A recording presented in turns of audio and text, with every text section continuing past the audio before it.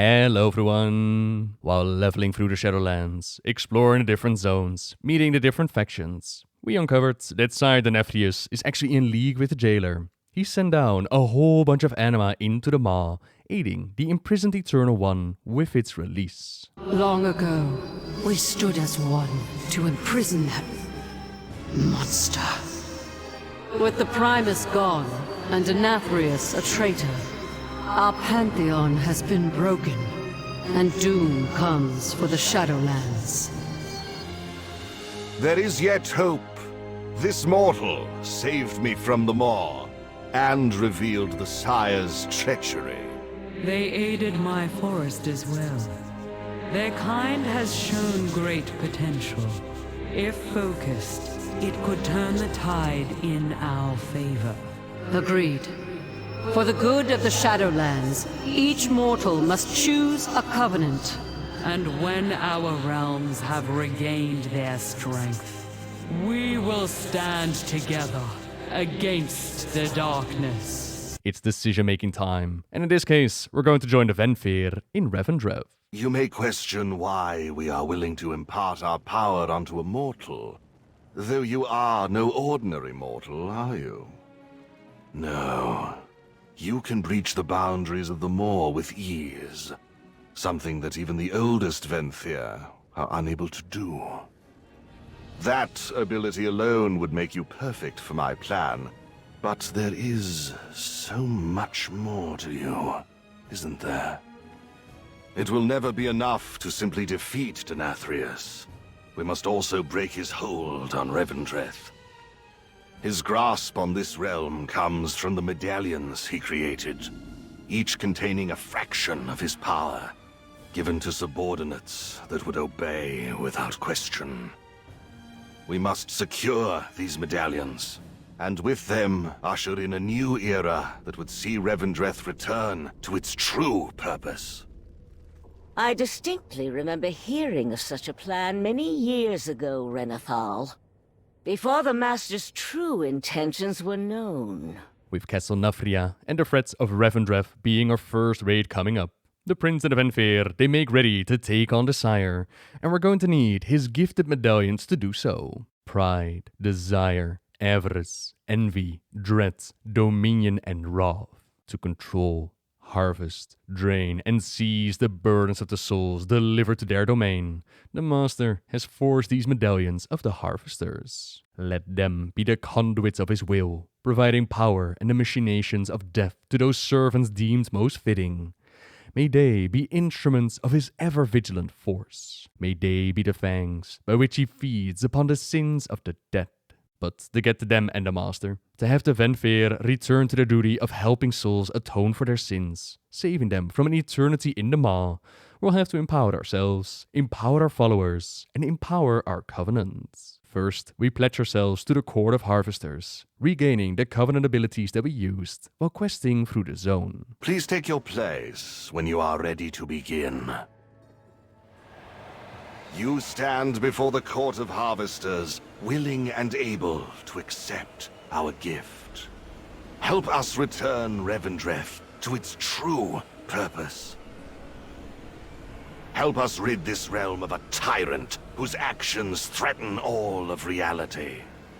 This gift of power will be yours so long as you remain loyal to our cause. As we adventure through the Shadowlands, our connection to the Covenants, it grows ever stronger, and our renown will as well. A higher renown, it means greater rewards, greater power. We gather it by completing chapters in our Covenant campaign, by returning anima to our storage, and by saving the souls from the maw itself. But what's power if you don't show it off? If we are to aid the rest of the Shadowlands, we must begin here in our domain first, right here in Revendreth. Our first time completing 3 world quests in Revendreth, it rewards us with anima, safely stored in our Sanctum reservoir. This power can be used for many things, but this Sanctum, it can't function on anima alone. It's going to require the combined effort of many souls working together to unlock its full potential. Wouldn't you know it? We know of a domain where plenty of souls would love to come with us and be put to work.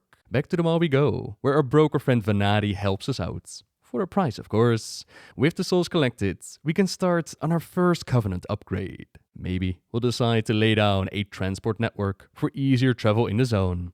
An anima conductor perhaps, to activate new challenges and adventures. A command table, don't think I'll have to explain what a command table does. Or a unique upgrade that's different for every single covenant. In the case of the Venthyr, this upgrade will give us access to the Ember Court. Allow us to throw some amazing parties and help rebuild Renathal's influence by rubbing shoulders with some very important people across all of the Shadowlands. Now, the power of the Harvesters, it flows through our mortal body, but there is even greater might to be found by binding our soul to another. The Soulbind is not an irrevocable bond. However, it is not to be entered into lightly. We will experience one another's pasts, our hopes, fears, dreams, our very memories, if any of them still linger.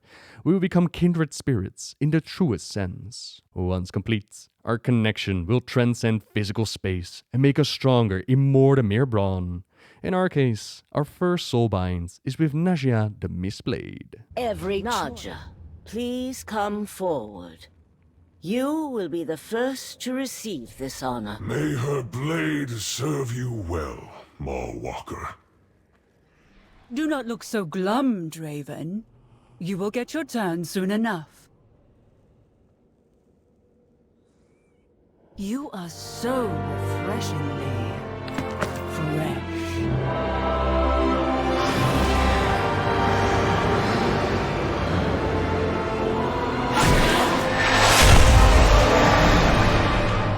As our renown grows, so too will our bond over time. But there is the ability to accelerate the process with the use of some conduits. Just pick the different abilities that we want, the different paths our bond flows through. Great power, it awaits to be unlocked. It is done. May the power within your souls serve you well. That's the basic setup for the Covenant. Onwards to the weekly campaign. For the Venthyr, during our questing, we kinda helped Sire Denathrius for a bit. Not knowing what he was truly up to, we took down and imprisoned the accuser, while she warned us that Denathrius was not to be trusted. He wanted her to defile the ancient rituals that define who they are, something that she could not do even for him. We kinda helped replacing her with Lord Chamberlain, and he has no problem doing whatever the Sire requests of him. No problem giving up their sacred charge and just torment and squeeze every bit of anima out of their charges, as long as it pleases the master. The accuser shows us how it's supposed to be done. Displays a proper ritual of absolution. It's not a kind or easy ritual, but atoning for one's sins never is an easy process. After all rituals of absolution are complete, each soul must then face its final judgment with 3 potential verdicts. If proven unworthy, if they're unable to atone for their sins, then they're condemned to the maw for all eternity.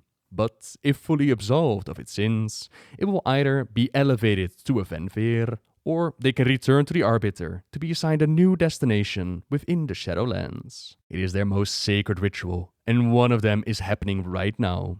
While disguised, we witness how the judgment happens under Lord Chamberlain's command, and it's all perverted and wrong. The soul presented before them is one the accuser is intimately familiar with.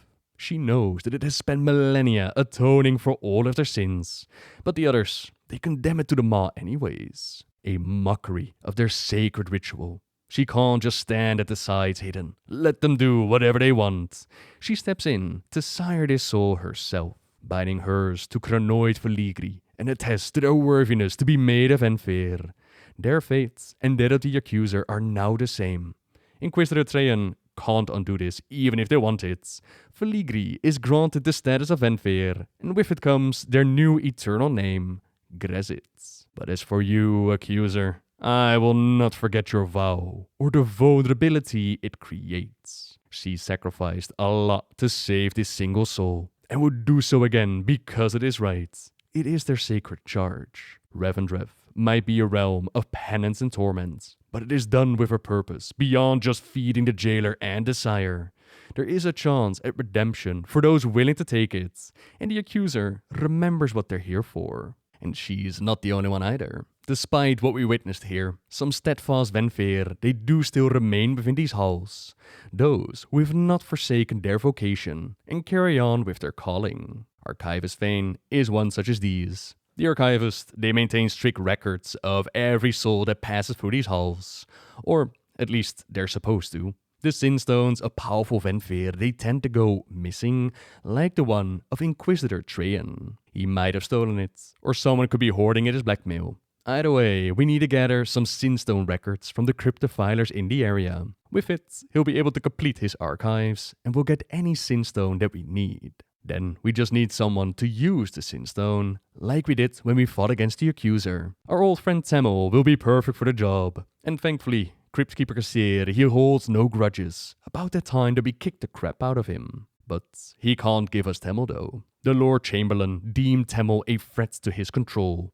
His thugs have bashed him to bits and scattered to pieces amongst these crypts. Nothing a bit of anima can't fix though. So after gathering the Sinstone records and putting Tamil back together, we're ready to confront Inquisitor Trajan, or as he was known in life, Palaval the Biased, who squandered his unparalleled intellectual gifts, who made judgment from his perspective alone, who was slow to admit error and quick to accuse it. We'll be able to obtain more Sinstones in the future, hunt down more of these corrupted Inquisitors for the achievement It's Always Sinny in Revendreth.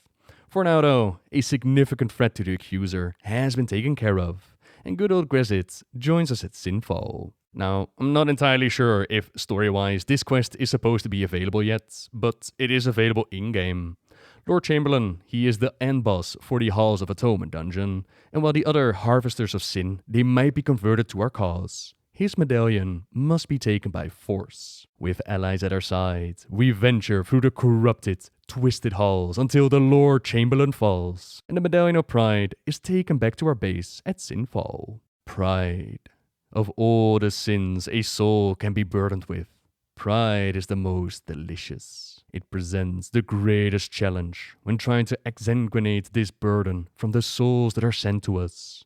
It takes time, ceremony, dedication. To this end, may the Medallion of Pride be forever upon the neck of only our most skillful and patient Venthyr. May it grant them authority over the ceremony wards, so that they can use its vast powers as an instrument to strip these souls of their burdens and fulfill our noble purpose. Yes, we still have our old reliables, our workhorses.